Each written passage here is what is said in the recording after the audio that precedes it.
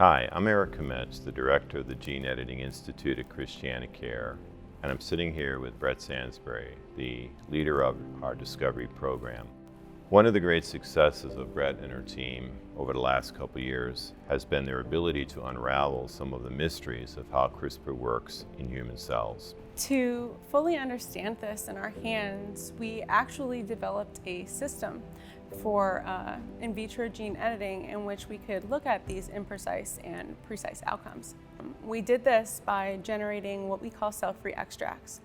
These extracts are made by breaking open cells and taking out the enzymes and proteins that are needed for DNA repair and applying them to a reaction with CRISPR gene editing molecules. Now, this reaction has actually become CRISPR in a box. This in vitro gene editing reaction faithfully reproduces the gene editing reaction that we see in live cells. So this gives us a great indication of how these molecules are acting and how we can improve them in the future. About 2 to 3 years after we started working on this, we noticed that this was not only an exciting reaction giving us a great deal of information, but it was robust and simple. And those two facts made us think that perhaps this kind of reaction could be transformed into an educational tool. And the reaction that you're going to see demonstrated by Dr. Natalia Rivera-Torres will actually be the reaction that we've used in our lab to fundamentally understand these tools.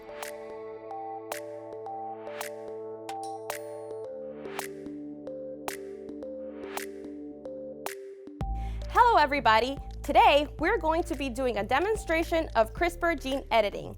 I'm going to begin with going over the basic equipment that we will utilize. That is a centrifuge, some pipettes with tips, a 37-degree incubator, it could be dry or wet, and a bacterial incubator. And most importantly, our CRISPR in a box kit. This kit includes our CRISPR RNA, our Cas12a, our cell-free extract, and our repair template.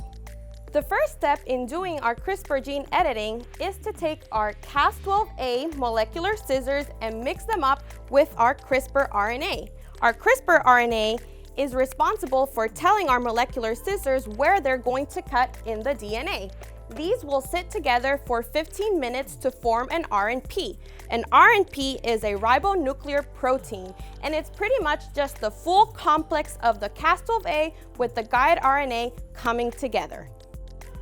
Our step 2 is taking our formed RNP and mixing in the LAC-Z plasmid that contains our gene of interest along with some 3.1 buffer. 3.1 buffer is important because it will make sure that our DNA is being cut by our molecular scissors. Once these are mixed in together, they will go in for another 15 minutes into a 37-degree incubator.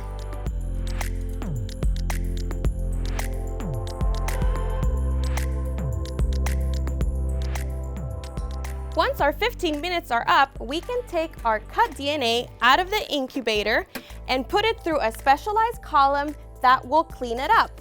Once our DNA is in that column, we are going to centrifuge it. Now guys, always remember that when we're utilizing a centrifuge, we need to make sure that it's balanced.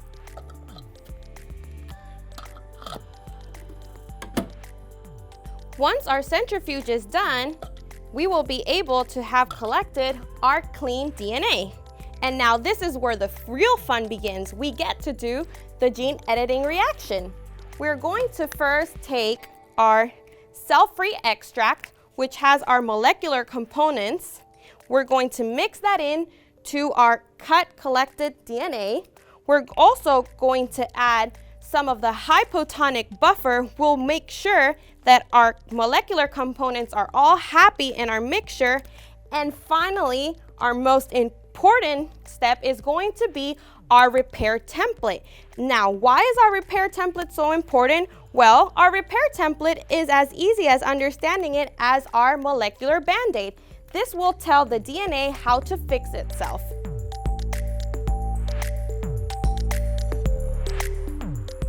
Once we have our gene editing reaction, we're going to put it in a 37 incubator for another 15 minutes.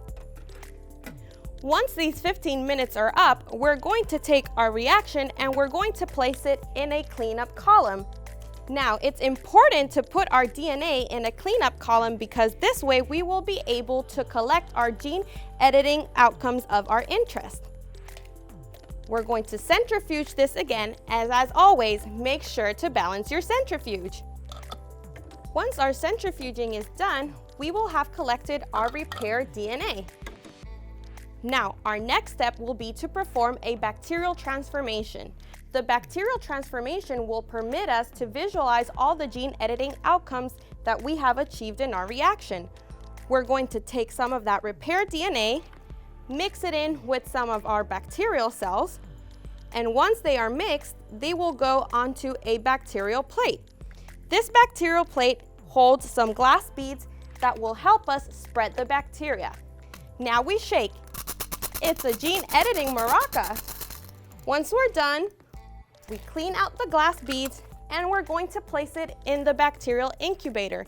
Now remember, it's always important to flip our plates for the next 24 hours.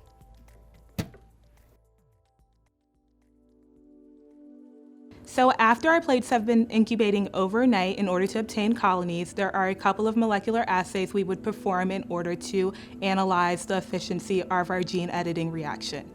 The first step would be DNA isolation from these colonies. Next, we would take the isolated DNA and perform polymerase chain reaction, or PCR. With the PCR, we are amplifying a region of the DNA that has been targeted by the guide RNA. After we have this PCR, we would then move on to Sanger sequencing, where we are getting a read of the DNA in order to determine not only the genetic outcomes of our gene editing reaction, but also to see the overall efficiency of the reaction. Not only do we apply this to our in vitro assay, we also utilize the same approach when working in living cells. Part of the excitement surrounding this gene editing reaction comes from the ability to control all the components in the gene editing process and measure all the resulting genetic outcomes. This is especially important as we begin to think about how to translate gene editing into the clinical setting. We must understand, appreciate, and identify all changes in the human chromosome that result from CRISPR activity. So while we consider this an informative teaching module and a great way to introduce students interested in the biomedical research and healthcare careers, it's also important to understand that these discoveries impact how we move CRISPR technology moving forward. A great example of moving this technology forward is by using what we have learned from CRISPR in a box and applying it to help people with sickle cell disease. Our team utilized the same reaction that you just heard about from Natalia in our everyday work, and I wanted to share a few things we've recently discovered using this system.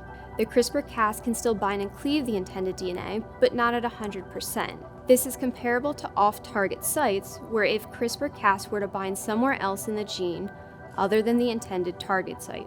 Another discovery made from previous work was using a modified version of the CRISPR in a box gene editing reaction, where we were able to correct a point mutation repair, sometimes referred to as a single mutated base. Please continue following our work by going to our website to see our published manuscripts. And if you would like to follow my team's research, please send me an email by using the email address on the screen, and I will be sure to let you know where we stand.